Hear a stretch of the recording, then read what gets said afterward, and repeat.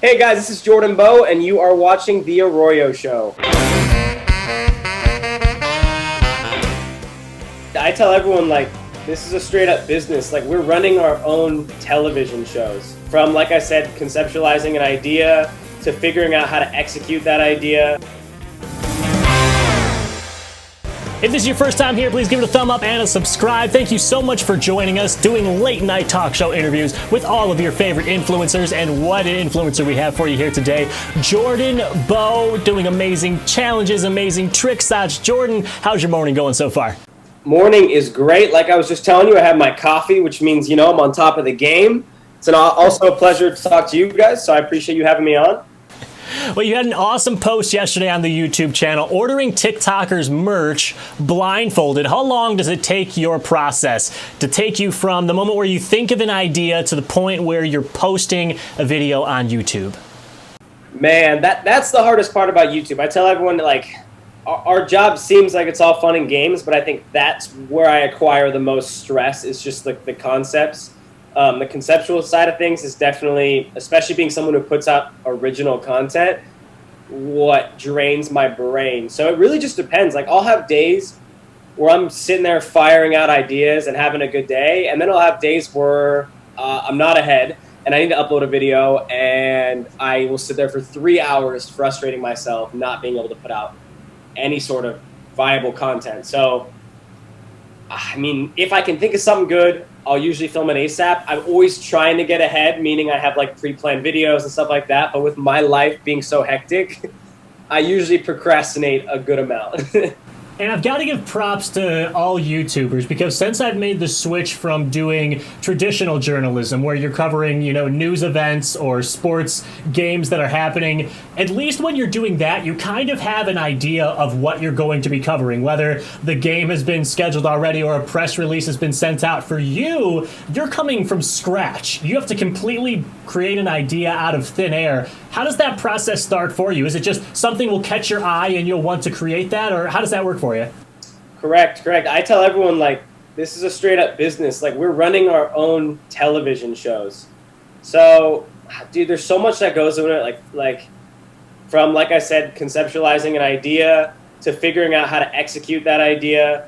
And at the same time, like, I feel like most creators I know have like a library of videos, but not every video can be executed on every day. So it's like, I kind of like, if I'm struggling, I'll go through my library of videos to see if anything works for the day. And if it doesn't, then I have to go back to the drawing board, start from square one, and see if I can do anything new.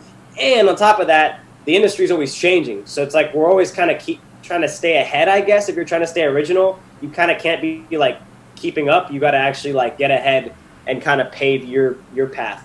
That makes sense. And what's exciting, especially for someone who's 21 years old and is in, the extreme sports industry, when you were first growing up, I can remember around that time frame that Rob Dyrdek's Robin Big was really starting to pick up on MTV. But for individuals like you who are now at this age, you are completely in control of what you want your programming to be. What do you remember first about posting to YouTube, and what are your first memories of creating for that app? Dude, it was crazy because we kind of got in the whole vlog scene early. We were in the sport of scootering, which is actually one of the first sports that had athletes hop onto YouTube. So there was 2 of our friends that had hopped on the platform, and the first one who did it kind of had like an overnight success because, again, he was there so early. It was the right time, and he had actually gotten the idea from a BMX rider. So this is when vlogging was really new. The only people who were really doing it were like the pranksters that were kind of going to show the behind the scenes of their lives, like the Roman Atwood, FoozyTube, Vitaly, those kind of people. So we got on it early. So we're kind of trying to navigate. And I remember our business plan at the time to kind of grow our business was, we're young, like we're new. We can't just pave the way right now. We kind of need to climb the ladder first to get to a point where we can. So our first thought was, let's start hitting trends, climb the algorithm to eventually get us to a point like we're right now where I can kind of post what I'd like to post. And at the time, it was so fun because those things were trampolines, bottle flipping, stupid challenges, like all the stuff that was so fun and easy to do. And I think we were just doing that, and we'd spend the other half of the time just freaking out over what was going on. Any sort of growth, like me and my brother have a memory of just being ridiculously on like high on coffee, just buzzed out of our minds on coffee. A video was picking up. We just hit a new milestone. We're driving on a certain part of like the 15 freeway, just freaking out, like having the best day of our lives. And I think that is what drove us to kind of keep pushing and keep pushing. Now, when you talk about some of those pranks that you had done, or challenges rather, the highest bottle flip, the trampoline trick shots, when you look back, in addition to the one with your brother, which one really stands out to you the most? Like when someone says, wow, I love those challenges, is there one in particular that your mind goes to? Yes, actually. That's funny you say that because I was just looking over those videos. Sometimes I go back just to kind of like go back to my roots and see what we were doing. And there was this video we filmed. And I remember this day like it was yesterday. It was in Santa Monica. And first of all, the concept that we would just go out, buy a Gatorade bottle or a water bottle, and just go around flipping it on things all day. And that was our content. That was our business to me is funny. And on this day, we like I said, we're just going around Santa Monica, flipping bottles. We were there for the day.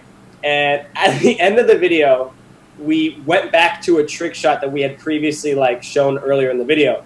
And it was this like 20-foot tall light coming off of a building.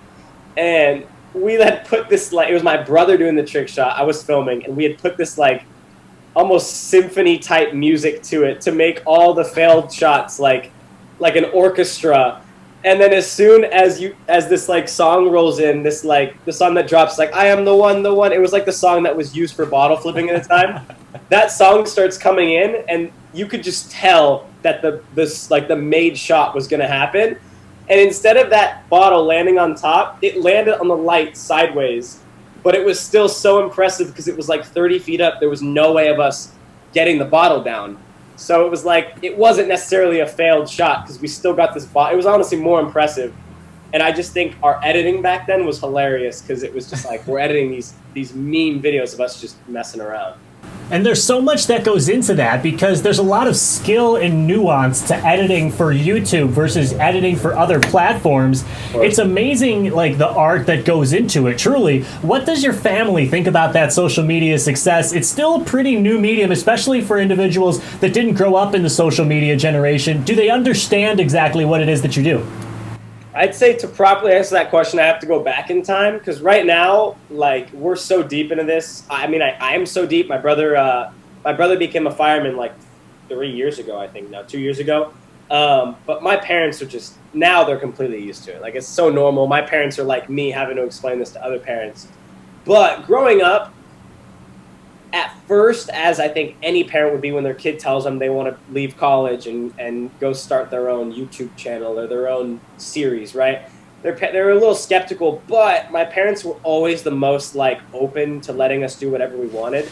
As I told you, I grew up doing action sports. So like, I think with that comes acceptance from parents. Like I tried everything growing up I don't think there's a single action sports I'd never done. Like I've even rollerbladed, boogie boarding, dirt biking, like I've done everything. And so with my parents always allowing us to try new things and dip our feet in new areas of what we like to do, by the time we came on YouTube, they were kind of just, it was another one of those things, like go for it. Like you've kind of proved yourself in the past. I mean, going professional and one of those things that used to be kind of a joke that they were just like, yeah, go for it. But obviously I think the money, and when it becomes a career is when the parent starts being like, okay, like maybe this is worth his time, you know? Yeah, numbers don't lie. I mean, is there anything outside of the money that they looked at and they were like, "Wow, this is pretty cool that you're actually doing this"? Like, I mean, was it the subscriber count? Was it going to any of these events where fans want to see you? What did anything else really stand out? I think for parents, fans is always a funny one. I remember my parents just thought it was funny whenever fans came up. Like they were just so confused. But on top of that, I think another thing that was surprising was like the fact that these two young kids, I think I started March of 2016, so I must have been just around 17, 18 years old, seeing this barely a young adult running an entire business. You know what I mean? Like me and my brother would go on tour for scootering while we were making YouTube videos, and we would switch off editing, and there'd be like, I was literally losing sleep like I was a businessman all the time. Like I'd be up till 3 a.m. editing a video. So I think our parents seeing that work ethic was one of the most surprising things of like, these kids aren't just messing around on YouTube. You know what I mean? Like these kids are running a full-on business at a young age. So my mom and my dad were both like, you know what, like you're putting in more work than you would in college, so go for it. You know what I mean? Yeah, I mean, you talk about running that business from somebody like you who is running the business at this point, running the social media accounts, figuring out what the content is. 2020 has been a year where we ended up spending the first half of the year under quarantine. As things open back up, how does that change your business, and what are you most looking forward to getting back into now that things are opening back up? Man, business was tough at the beginning. My girlfriend actually went out to Michigan to stay with her family for 2 months. So we lived together. I was here by myself for 2 months, not able to see anyone. I didn't have a filmer at the time. So it was me trying to think of already original ideas under one roof with nobody, just my dogs. So that kind of just challenged me like I'd never been challenged before. I actually took like a 2-week break from YouTube, which I never do, just because I was like stressing myself out every day. But aside from that, I think the one big difference would be meetings, like meetings and events. Like me and my girl, who obviously is in the same space as me, like we used to go to events often and have meetings down in LA, like deep in LA, downtown, West Hollywood all the time. And now like we haven't had a meeting in a long time.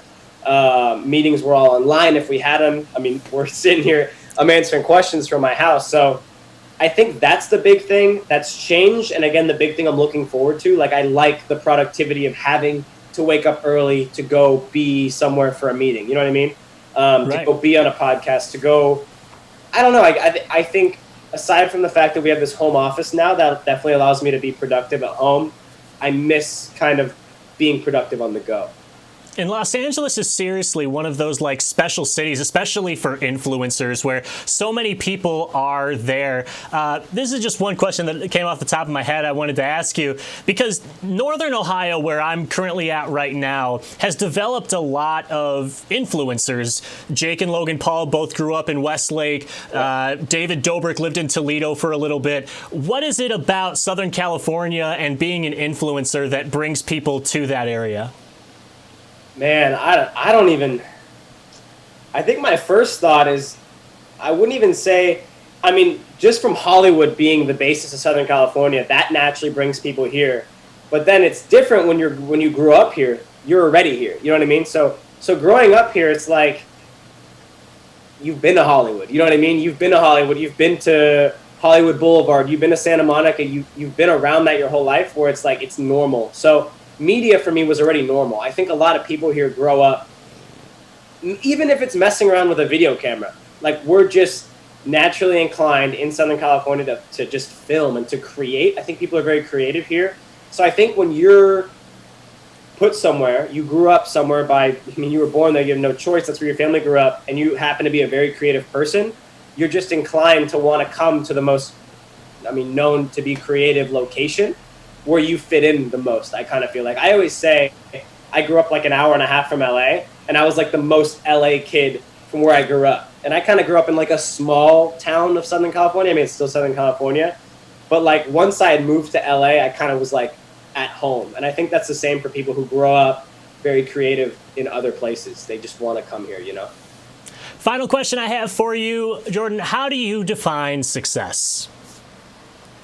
I think success is pretty simple. I think, aside from the fact that everyone's got their own type of success, it's just find what makes you happy and figure out how to turn that into a form of a business. I think we can't ignore the fact that success is going to be involving a business. You know what I mean?